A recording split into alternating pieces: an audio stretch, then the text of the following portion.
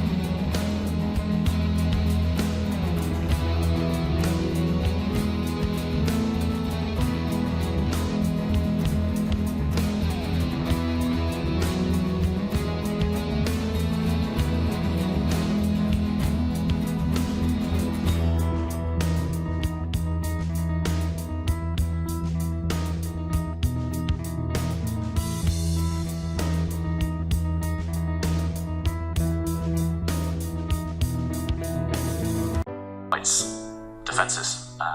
If the pawn, remember, if the pawn was shifted across towards the center of the board, then Magnus Carlsen would have great winning chances. But these knight pawns, these pawns that start on the same line that knights do, they're the worst pawn to have in rook endgames when you're a pawn or two up. Yeah. I mean, actually, if black had 5 pawns, if they had 5 pawns like all lined up, would that still be a draw, David? Good question, Ivanka. I think we have to bring up the analysis board to show what we're discussing there. Exactly. I think not too much to worry about. Okay. Not yet. Maybe if the computer goes over 50, but I think unless it does, I think this game should be a draw. Even if it says +1, +2, computers, when there's so little material, they either know the answer or they don't. It's very kind of distinct. And if they say this is where the computers show weakness in positions like this. Yeah, sometimes. I mean, they'll say an advantage for black, and yes, it is, but in the end, the game should be a draw with correct play. So they would, I mean, if you look at the computer, you should know that, okay, I would rather be black, but that doesn't mean necessarily that you're winning. Does that make sense? In this position, yes, black has 2 extra pawns. That's why the computer says +1.5, but there's no way to break through and win. If the black king ever steps forward onto that 3rd rank, then white will just start checking. So Magnus stops any checks from the side, but as soon as your black rook steps back, the white king steps forward. And those double pawns, it's as if you've just got one of them. Exactly, and just note how the white king is just cannot be chased away. As David said, it's standing its ground, and anytime the black king comes forward, then it's the white's rook's turn and come and give check. And there's those duos, that duo just kind of absolutely kills it, and there is just no way for black to even think about winning. Yeah, and I think for anyone at home who's maybe surprised that this endgame should be a draw despite black having 2 extra pawns, I recommend putting this position or something very similar to this on a board at home and just playing around with it, because there aren't so many pieces. You can try everything for black. You can try coming in with the king one side, you can try coming in with the king on the other side. Everything is a draw in the end, but it's fun analysing it, and that's the best way to learn endgames. That's how I learned endgames as a kid, and I'm sure Magnus Carlsen did too. And he keeps fighting here, Magnus Carlsen. Typical Magnus Carlsen. He keeps fighting. I think we might see a funny stalemate if players keep going. Because White's king, notice White's king doesn't have too many moves right now. And Magnus Carlsen just acquiesces to the draw. He offers a trade of rooks. He knew there was no way of making progress, so we will see a stalemate in the end, but not the stalemate I was hoping for. I was hoping White would sacrifice his rook. And this king and pawn endgame is a draw, but you need to know to go back to that square with White, and stalemate ends the game. White not to check, and not enough material left to win. So we do have a draw between Magnus Carlsen and Daniil Dubov. Magnus Carlsen going up to 10 points in the tournament, the leader of the preliminaries.